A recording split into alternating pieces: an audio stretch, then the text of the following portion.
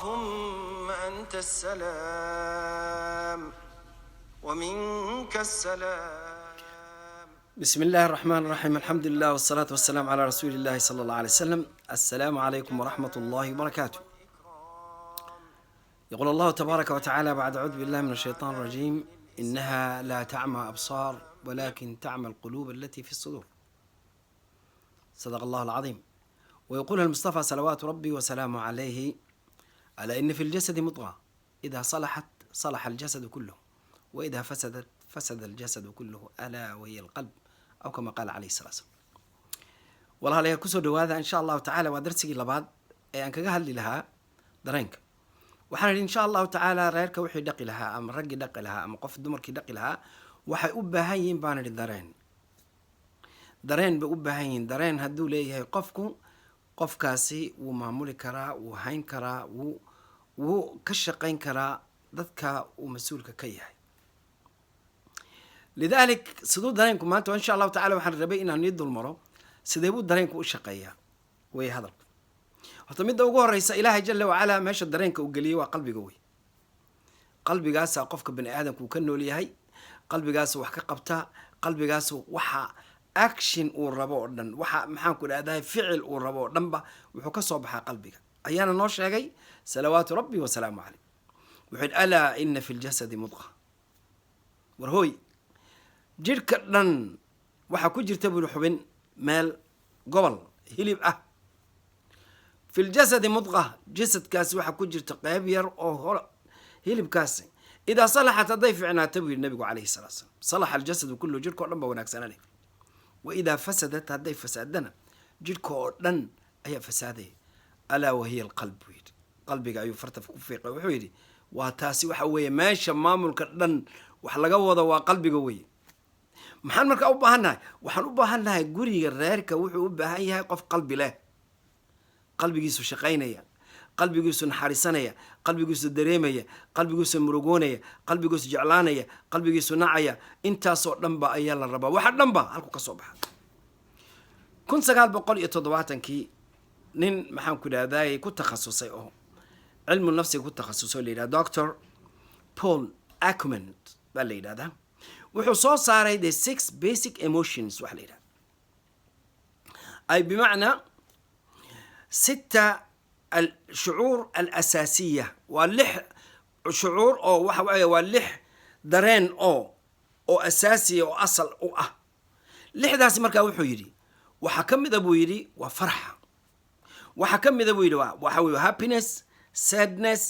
محنكو داي وحيري هذا وحكم ذا disgust وحكم ذا محنكو دا اللهم صل على محمد fear عبسي وحكم ذا محنكو داي surprise أو تعجب وحكم ذا عرو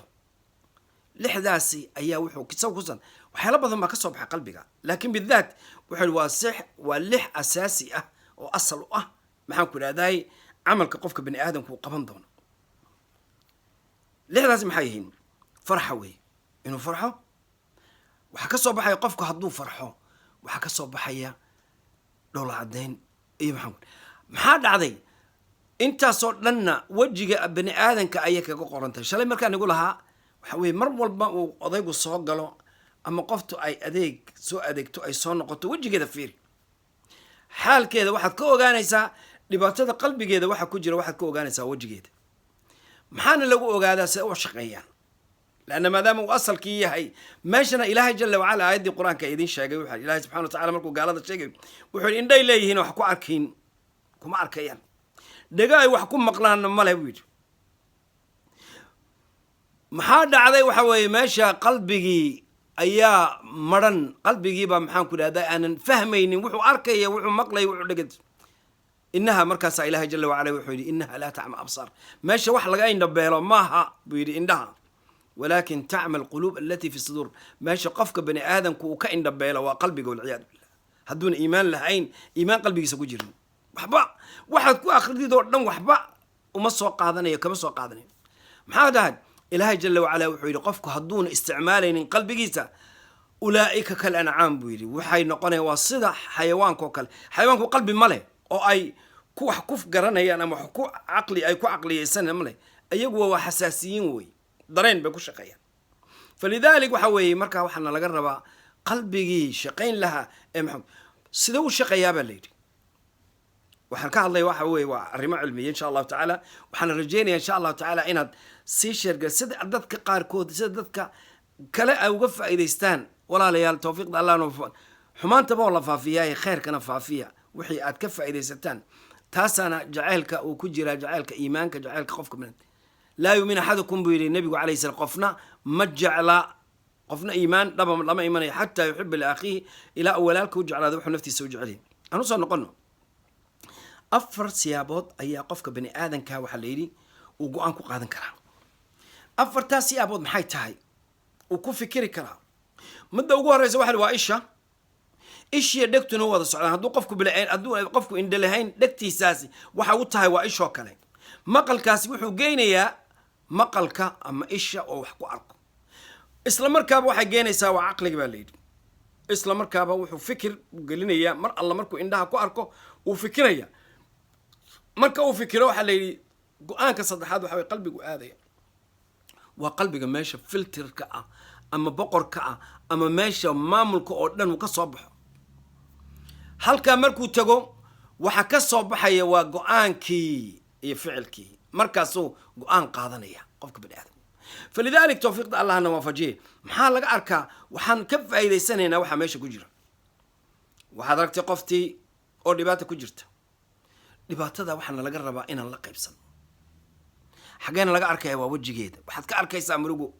murugadii markaad arag walaalay sida wax u jiraan see lagu hayaa maxaa dhacay macud ba wax kuu soo sheegtay sidaynu u qaadanayaan ficilkaana kuu sheego aan usoo noqono maxaa meesha jira aragtidii waxa weeye waxbaad aragtay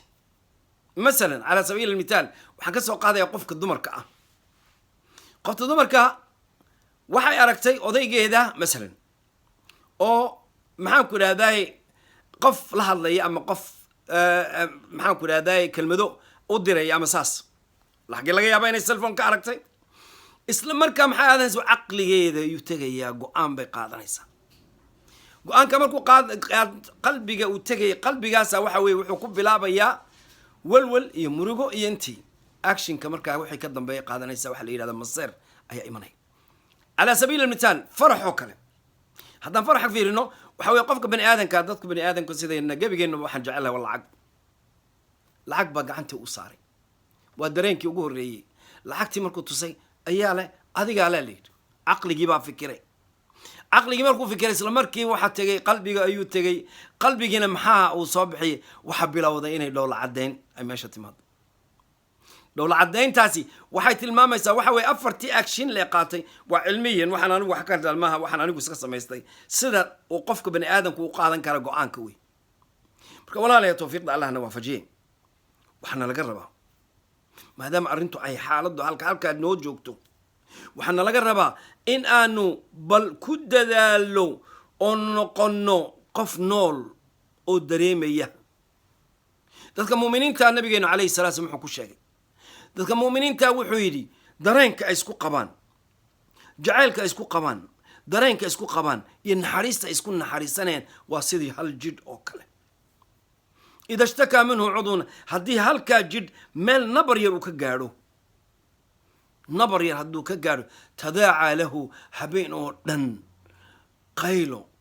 dhafaad qandho intii oo dhan laanno jiska oo dhan baa wuxuuna qaadi karin baa soo galay saas darteed wuxuu jidhku xataa bilaabayaa inuu isdifaaco difaacaasina waxaa la sheegaa cilmiyan طبيا dhakhtarnimo waxaa la sheegaa in jirkaaga ilaahay jalla wacala gudihiisa wuxuu ku sameeyey wax difaaca jarmiga wax difaaca maxaan ku dhahday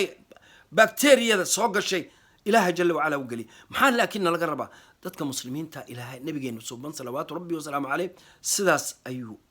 ku cabiray maxaa markaana laga rabaa maalintii dhaweed aan ii sheegay waxaan 3 shay laga waayin guriga 3 shay aan laga waayin guriga muxuu yahay kalgacaylkuna wuxuu yimaadaa culamadan waxaan ka hadlayaan dadka culamadan maxaan ku idhahdaa cilmiga nafsiga soo dhigatay nabigeenu calayhi salaam horuu noogu sheegay waxyaalada siduu qalbigu u isticmaalay iyo siduu qalbigu u shaqeeyay waxa dhanba inuu maamulku qalbigu leeyahay waxaa 2 arrimood ayaa jacaylka asaas u ah labada arrimeeda jacaylka asaaska u ah waxa waa faraxa war walaalow khayr allah ku siiyo farax gelin walaashay farax gelin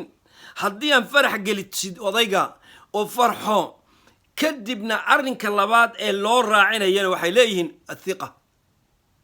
joy and trust ay bimacna alfarax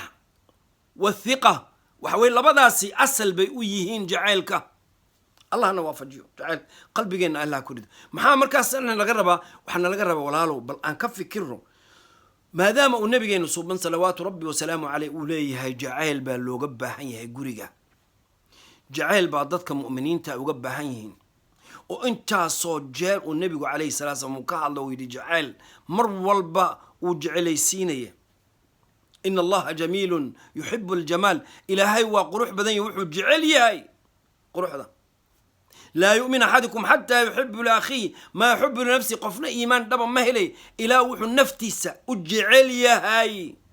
walaalkii u jeclaado ilahay tawfiiqda allah naafaj maxaa markaa nalaga rabaa walaalo khayr allah naafaj